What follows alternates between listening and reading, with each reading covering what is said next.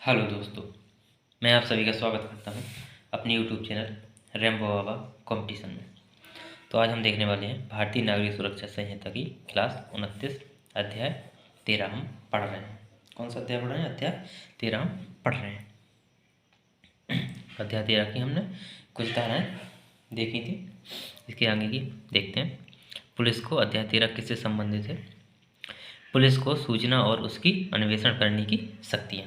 किससे?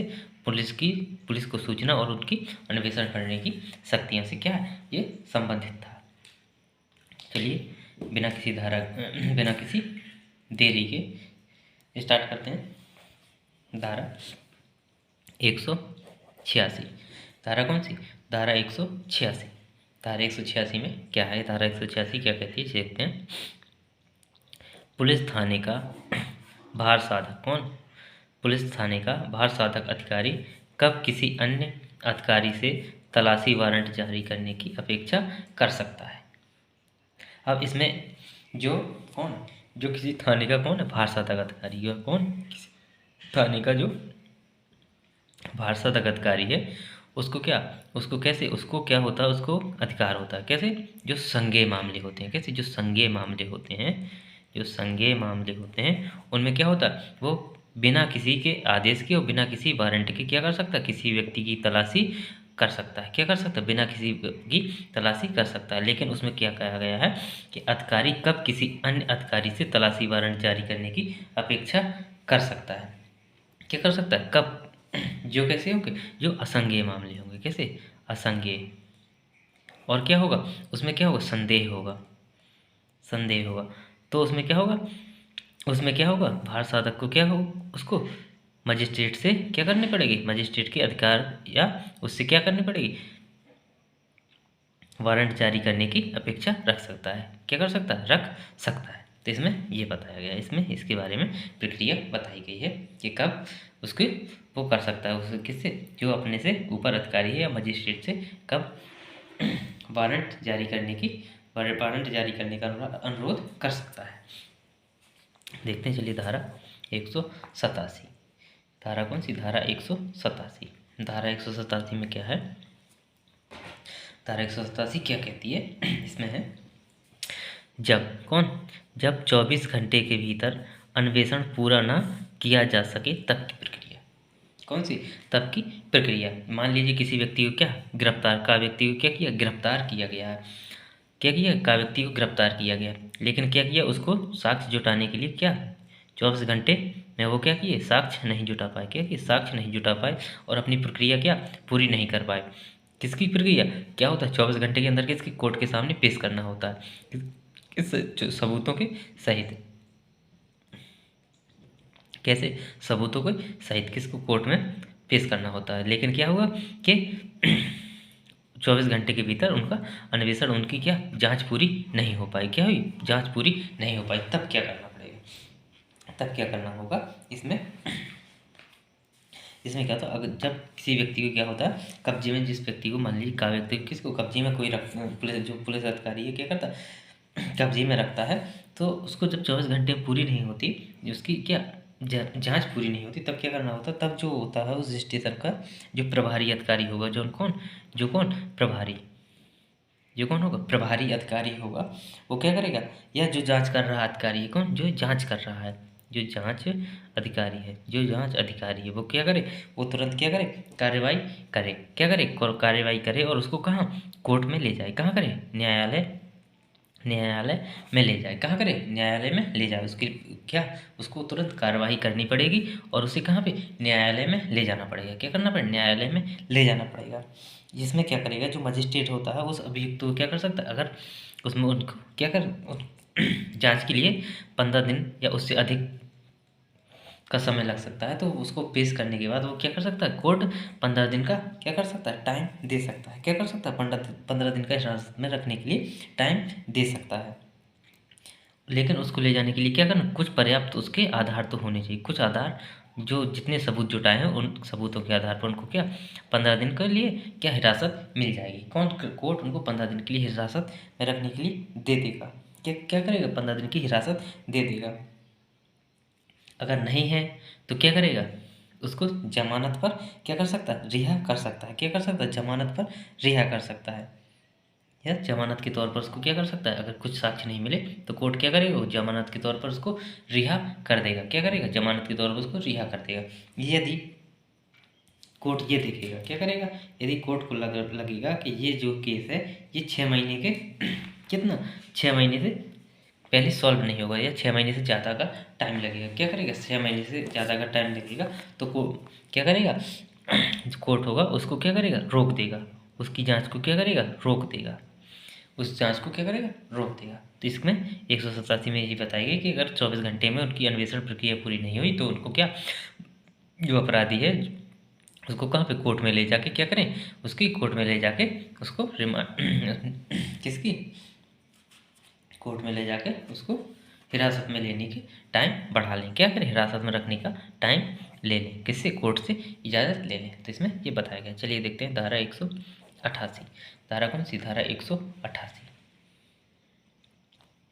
धारा 188, धारा 188 में क्या है, अधीनस्थ पुलिस अधिकारी द्वारा, किसके द्वारा, अधीनस्थ पुलिस अधिकारी के द्वारा अन्वेषण की रिपोर्ट, किसके द्वारा, अधीनस्थ पुलिस अधिकारी के द्वारा अन्वेषण की रिपोर्ट। इसमें क्या होता है, जो भी कोई क्या होता है, जो मान लीजिए का कोई मजिस्ट्रेट है, इसके अधीन कौन खा क्या कर रहा है, किसी केस की जांच कर रहा है। तो जो भी जो अधिकारी क्या होता है, जो अधीनस्थ अधिकारी, पुलिस अधिकारी अन्वेषण कोई करता है किसी चीज़ की, क्या करता है, जांच वगैरह करता है। तो उसको क्या करना होता है, जो अन्वेषण किया गया है, जो जांच की गई है उसके नतीजे क्या, जो उसके नतीजे होते हैं, जो उसके नतीजे होते हैं उनकी क्या रिपोर्ट किसको, पुलिस थाने में जो भार साधक अधिकारी होता है, कौन, जो पुलिस थाने का जो भार साधक होता है, जो भार साधक अधिकारी होता है उसको क्या करनी होती है, उसको सौंपनी होती है। जो भार साधक अधिकारी को क्या करनी पड़ती है, वो रिपोर्ट जांच पूरी किसको, भार साधक अधिकारी को सौंपनी पड़ती है। कौन, जो अधीनस्थ अधिकारी होता है, किसके, जो भार साधक के या किसी मजिस्ट्रेट के जिसको उसको ऑर्डर मिला हो, वो क्या करेगा, उसकी जांच करेगा और उसकी पूरी रिपोर्ट किसको, भार साधक अधिकारी को देगा।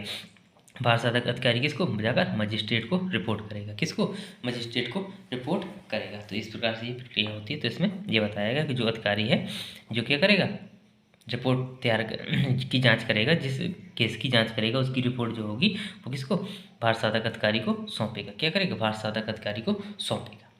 चलिए देखते हैं धारा 189। धारा कौन सी, धारा 189। धारा 189 में क्या है, जब साक्ष्य अपर्याप्त हों तब अभियुक्त को छोड़ा जाना। अब मान लीजिए किसी व्यक्ति को गिरफ्तार किया गया है, किसको, का व्यक्ति को गिरफ्तार किया गया है, लेकिन क्या है, साक्ष्य पूरे या साक्ष्य उसके पास नहीं है, पुलिस अधिकारी के पास क्या है, साक्ष्य नहीं है। अब जब साक्ष्य नहीं है तो उसको क्या किया जाएगा, उसको कोर्ट में ले जाया जाएगा। क्या किया जाएगा, उसको कोर्ट में ले जाया जाएगा। लेकिन कोर्ट क्या देखेगा, साक्ष्य क्या देखेगा, साक्ष्य देखेगा, गवाह देखेगा। जब उसके कोर्ट के पास न साक्ष्य, पुलिस के अधिकारियों के पास उनको क्या न देने के लिए न साक्ष्य होगा न कोई गवाह होगा, तो कोर्ट क्या करेगा, उसको छोड़ देगा। क्या करेगा, उसको रिहा कर देगा। रिहा करेगा, रिहा किस तौर पर करेगा, उस पर बॉन्ड पर, या किस प्रकार से उनको छोड़ेगा, जमानत के तौर पर या बॉन्ड के तौर पर। बॉन्ड के तौर पर हस्ताक्षर करवाएगा या बॉन्ड लेगा, या जमानत के तौर पर, किस पे, जमानत के तौर पर। जमानत के तौर पर क्यों छोड़ेगा, अगर किसी भी कारणवश उसकी ज़रूरत पड़ गई, क्या उसकी ज़रूरत पड़ती है किसी केस को सॉल्व करने में, उसके जिस केस में वो फंसा है, यदि उस केस में किसी जानकारी को लेने की उसकी ज़रूरत पड़ती है तो क्या करें, वो उस समय पे क्या कोर्ट में उपस्थित हो सके, क्या कोर्ट में उपस्थित हो सके। इसके लिए उसको क्या करें, बॉन्ड या जमानत के तौर पर उसको क्या कर सकते हैं, छोड़ सकते हैं। क्या करें, उसको छोड़ना पड़ेगा। क्या करना पड़ेगा, उसको जमानत के तौर पर उसको छोड़ना पड़ेगा। चलिए देखते हैं धारा 190। धारा कौन सी, धारा 190। धारा 190 में क्या है, जब साक्ष्य पर्याप्त हैं तब मामलों का मजिस्ट्रेट के पास भेज दिया जाना। क्या, जब मान लीजिए का व्यक्ति को अरेस्ट किया है, का को अरेस्ट किया है। अब इसमें क्या है, इसके साक्ष्य पूरे हैं, कितने साक्ष्य या सबूत, क्या है, सबूत के तौर पर उनके पास भरपूर हैं या पर्याप्त हैं, जो इसको क्या, इस व्यक्ति को क्या सजा दिलाने के लिए पर्याप्त हैं। तो अब क्या इसको कोर्ट में ले जाया जाएगा, क्या करेंगे इसमें कोर्ट में ले जाएंगे और किसको मजिस्ट्रेट के सामने पेश कर दिया जाए, किसको जो का व्यक्ति को जो कौन है मुजरिम है या जो अपराधी है उसको कहाँ कोर्ट में पेश कर दिया जाएगा। और साथ में ये देखा जाएगा कि इस व्यक्ति को किसके साथ पकड़ा, यदि कोई ऐसे खतरनाक हथियार के साथ पकड़ा गया है कि जो क्या घातक हथियार हो, कैसा हो जो घातक हथियार हो, तो क्या उसको इस व्यक्ति को उसके साथ में क्या हथियार के साथ में किसके हथियार के साथ में उसको कहाँ कोर्ट में पेश किया जाएगा, क्या किया जाएगा कोर्ट में पेश किया जाएगा। इसके बाद फिर कोर्ट क्या करेगा, कोर्ट जो इसको जो जिस अपराध में होगा उस अपराध की सज़ा वगैरह वो सब क्या करेगा कोर्ट तय करेगा। कौन करेगा, कोर्ट तय करेगा। तो इसमें क्या बताया गया कि जो जब साक्ष्य होते हैं तो जो अपराधी है उसको कहाँ पे उस साक्ष्य समेत कहाँ पे मजिस्ट्रेट के पास भेजते हैं, कहाँ पे मजिस्ट्रेट के पास उसको भेजते हैं। चलिए देखते हैं धारा 191, धारा 191, धारा 191 में क्या है, धारा 191 क्या कहती है, परिवादी कौन, परिवादी और साक्षियों की से पुलिस अधिकारी के साथ जाने की अपेक्षा ना किया जाना और उनका अवरुद्ध ना किया जाना। इसका मतलब है कि अगर कोई जो कौन है, अगर इसमें कोई क्या होना शिकायत करता कौन शिकायत करता या कौन या गवाह कौन गवाह या शिकायत करता या गवाह है जो क्या है जो किसके 190 के तहत, किसके धारा जो 190 के तहत है, कौन जो गवाह या जो साक्ष्य है वो क्या 190 के तहत उपस्थित नहीं होता, क्या करता 190 के तहत जो बॉन्ड में करार किया गया है या जमानत के तौर पर यदि वो व्यक्ति क्या होता उपस्थित नहीं होता, क्या जो अपेक्षा उन्होंने रखी थी वो अपेक्षा से नहीं होता तो उनको क्या वो उपस्थित नहीं होता है। तो उसमें क्या कर सकता है जो तो पुलिस क्या करे उस मजिस्ट्रेट उस व्यक्ति को पकड़ के क्या करे, उस व्यक्ति को पकड़ के कहाँ पे मजिस्ट्रेट के पास भेज देगी, क्या करे उस व्यक्ति को अगर उपस्थित नहीं होता तो उस व्यक्ति को पकड़ के कहाँ मजिस्ट्रेट के पास भेज देगी, क्या करेगी मजिस्ट्रेट के पास भेज देगी।